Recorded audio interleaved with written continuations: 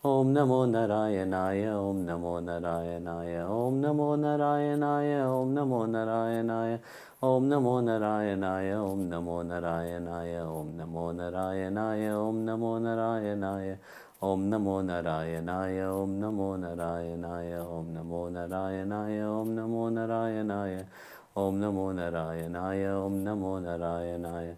Om Namo Narayanaya, Om Namo Narayanaya, Om Namo Narayanaya, Om Namo Narayanaya, Om Namo Narayanaya, Om Namo Narayanaya, Om Namo Narayanaya, Om Namo Narayanaya, Om Namo Narayanaya, Om Namo Narayanaya, Om Namo Narayanaya,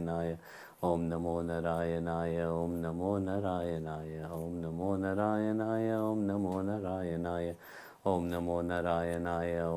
Narayanaya, Om Namo Narayanaya, Om Namo Narayanaya.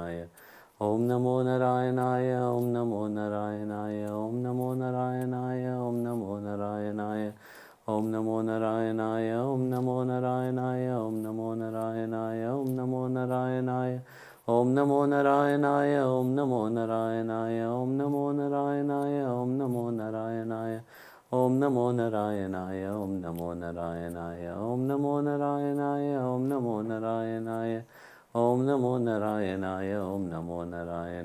Om Namo Narayanaya, Om Namo Narayanaya, Om Namo Narayanaya, Om Namo Narayanaya, Om Namo Narayanaya, Om Namo Narayanaya, Om Namo Narayanaya, Om Namo Narayanaya, Om Namo Narayanaya, Om Namo Narayanaya, Om Namo Narayanaya.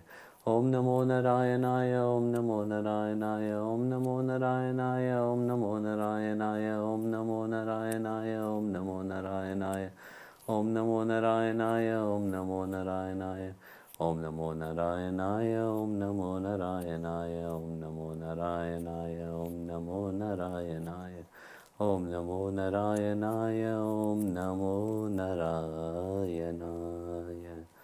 Shri Gurubhyo Namaha.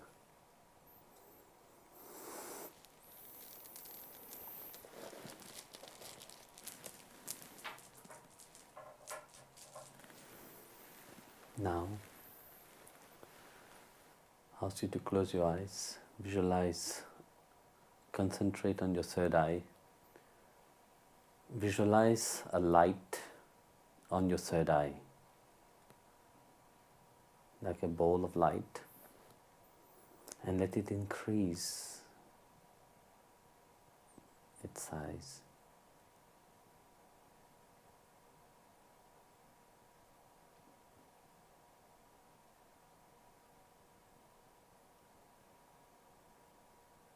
Bring the light firstly to your right eyes, then to your left eyes.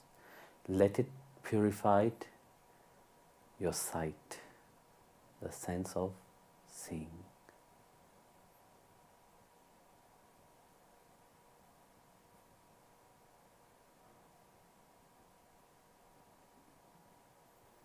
Then bring the light to your nose. Let it purify your sense of breathing.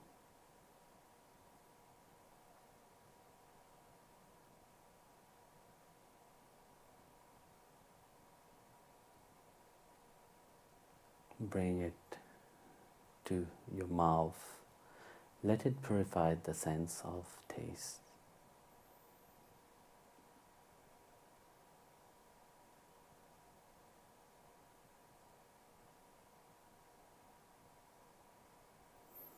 Bring the light to your ears, the right one first and the left one. Let it purify the sense of hearing.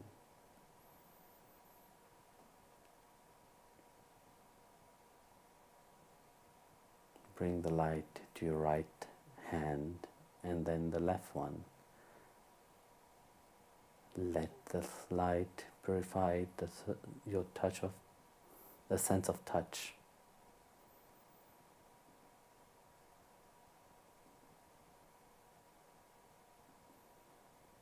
Bring the light to your feet. Let it purify your path.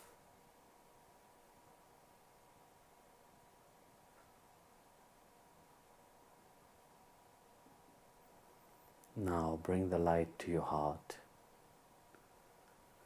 and let it shine throughout your body. See your Ishtadev, if you know about, within that light. See the Guru within that light. Let your mind dive deeper and deeper.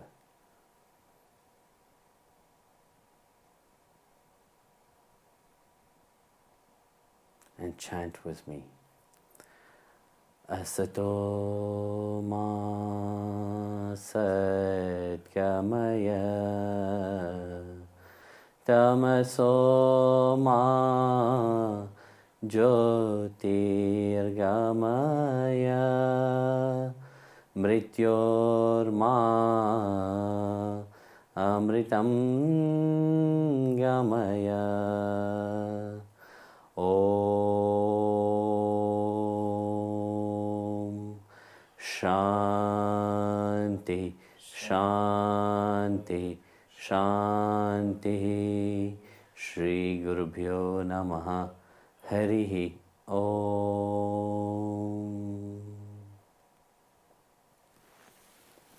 Jai Gurudev.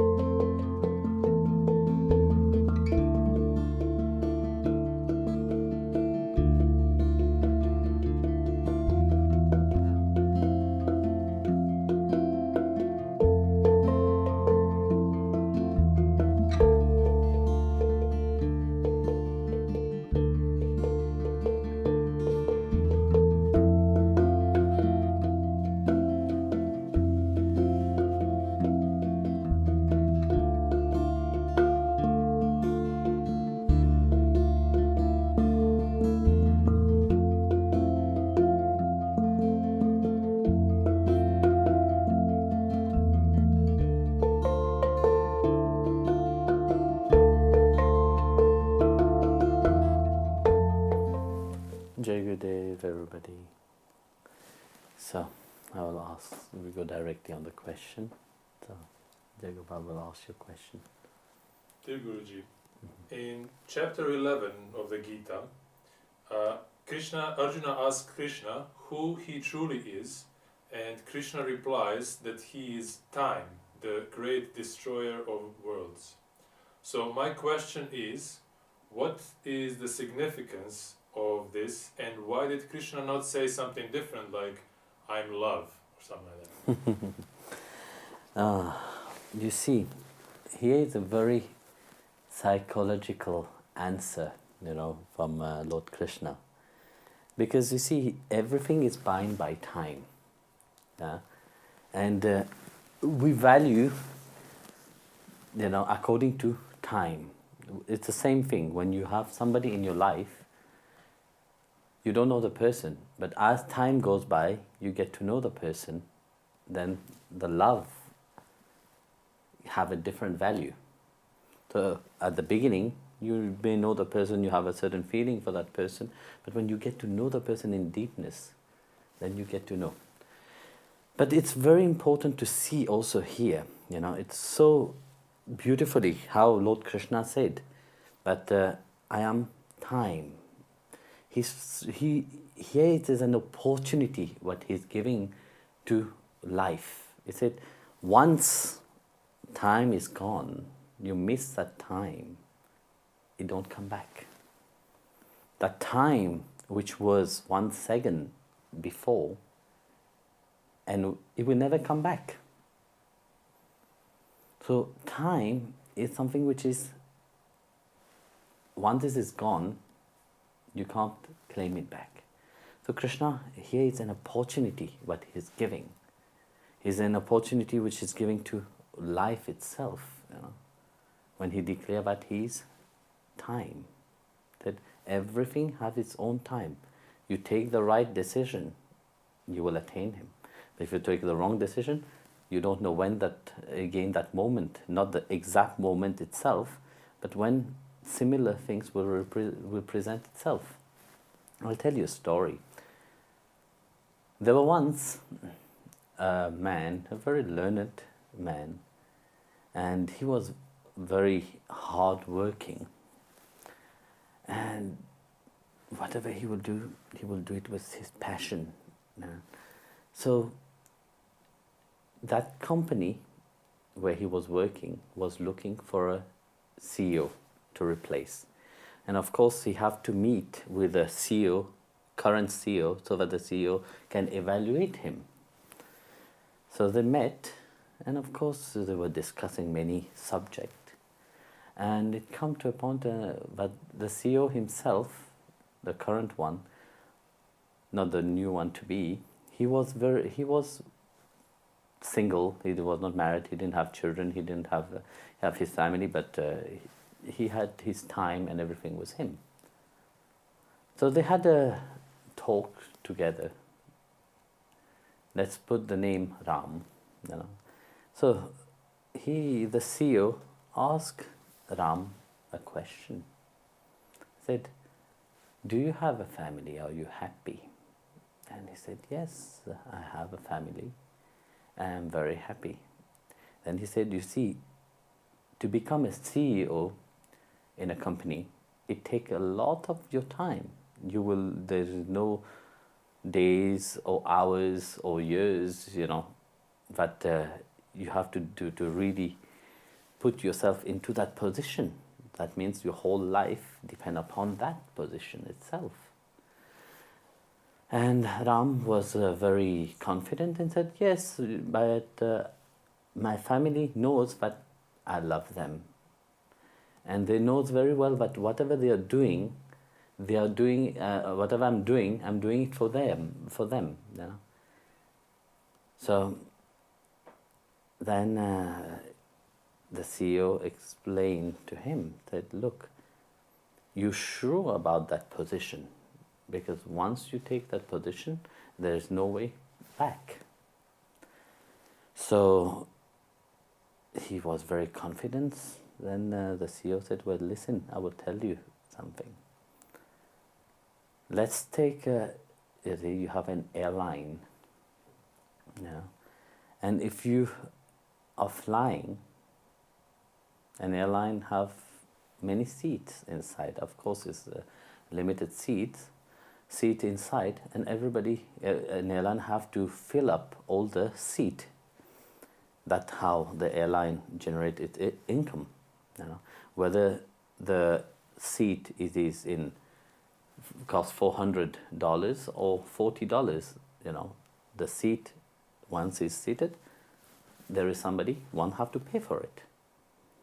But once, if a seat is vacant, that have no value. So the person which sit on that seat make that seat have a certain value to it. So if the plane is already took off and the seat is empty, that means that seat doesn't have any value. So the CEO explained to him, it's the same with life itself. I say, if we miss the opportunity which God have given us, you don't know. Once the flight is going, it will not have any value.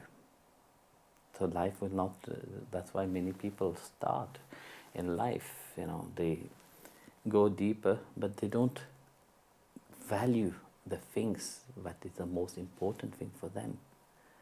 They rush into the world, thinking, yes, I must earn a lot, I must do so many things, I must, they're constantly really rushing. They don't take time for their spiritual practice. They don't take time to dive within their heart. They don't take time with the dear one which is around them. They don't take time with the people which is close to them. But when would they realize that? When they don't have any time. That's why Lord Krishna said in the Gita, I am time. It's the most precious of all, and the most precious because everything is bound by that. Once he presents this opportunity to you, you have to grasp it. You have to hold upon that. And that moment you have to realize, how lucky I am that he have presented that time to me, that moment to me, so that I can really discover what is the most important thing for me in my life. So many times you ask people, ask anybody who have achieved so great things, you have achieved so great things through your effort, which is wonderful. But these great things, are you truly happy?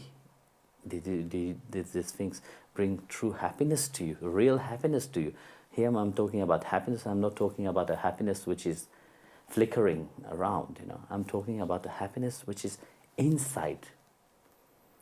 When you feel that inner satisfaction itself, and then you say, yes, I am free. I am satisfied with my life. And it is not things that make my life happy, but it is me, that make my life happy. Once you get to know who you are, and like Krishna said, I am time. It is all due to that. Here we are not talking about time from the watch, but it is a universal time which is governed by the law of nature itself. There's an opportunity which life brings you to. See, when it presents itself, even if it appears hard, at that moment, because you see, because of your samskaras, the mind is always rumbling around. It's how it will be. It's terrible, and you keep thinking so much. But look at that opportunity. Feel also with your heart what is the most important thing for you. Not that later on you regret. Very often it's like that, People have so many regrets while leaving this world. They don't, because they know that this opportunity which God have ever given them in their life will never come back again. So that's why Krishna said that He is time, because He's just.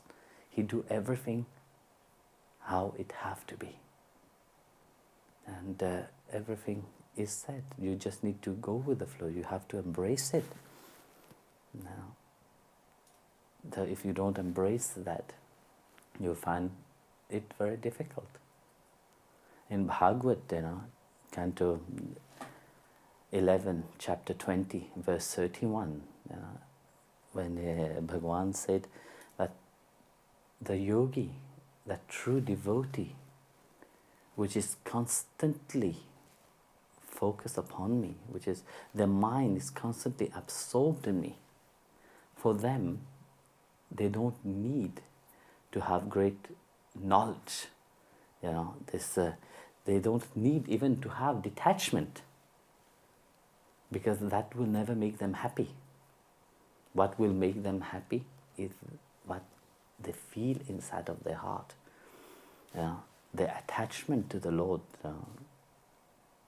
And they know very well that He have presented that opportunity, and you don't even know through how long your soul were waiting for that moment. Do you think things just happen randomly? No, it doesn't happen randomly. It happened according to what is the right moment for it to happen.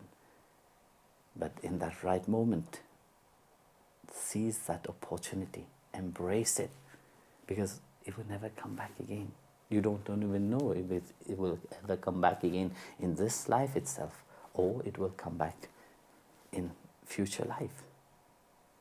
But it's not about future life, it's about now itself.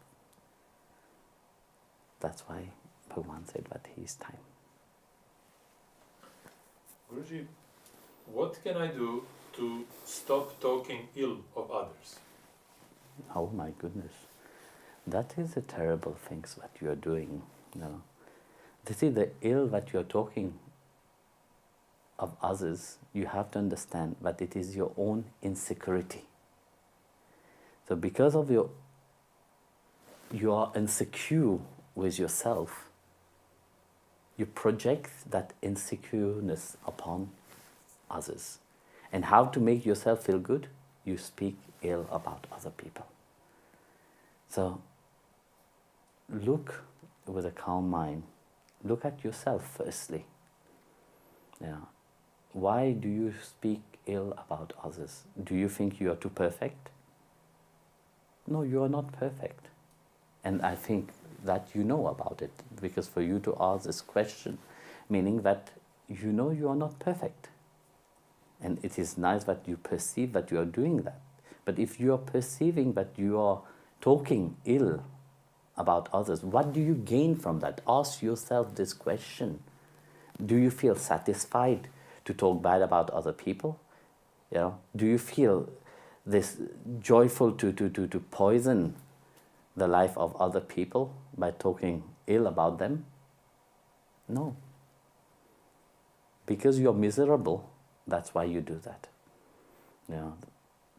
And quicker you look at that, quicker you can change yourself. Krishna in Bhagavad Gita, chapter 10, verse 17, Arjuna asked Krishna, about his own mindset. But it's beautiful where he asks in this verse. He said that on which should I meditate to get to know you? On whom, which image of you, which character of you shall I focus my mind to get to know you? So you see here, Arjuna is also very, confused. But he asked the right question. Bhagavan said, you focus upon me. If you focus your mind upon God and upon the positive quality. Okay, you see, like you said in your question, you talk ill. But why don't talk good about these people? The people doesn't have only bad things in them. There is also good things. Try to find that good things in the people and focus upon that good things. If you try to find that good things in the people, you will see that you yourself, you will feel more happy about your life. But more you see the negativity in other people, more negative you will become. This is the samskaras, which is so deeply rooted inside of you, will awake. You're on the spiritual path, you have to strive strongly upon keeping your mind focused upon positive. Firstly, what brings you to the point of thinking ill about others? Meaning there is certain residue. There's a beautiful story. Once, you see, there was a great rishi, and he was in deep meditation, and he was very deep, growing in his spirituality. And Lord Indra saw that, and he became very unstable. And he was thinking, how can I stop this rishi to meditate? So what he did, he had a plan. He came, disguised himself as a hunter. And of course, a hunter have a bow and arrow. So he came to the rishi's ashram. So the rishi was meditating and waited. When the rishi was finished his meditation, he approached the rishi with reverence. He bowed down to him. And he said to him, please, I'm going on a pilgrimage, on a spiritual journey.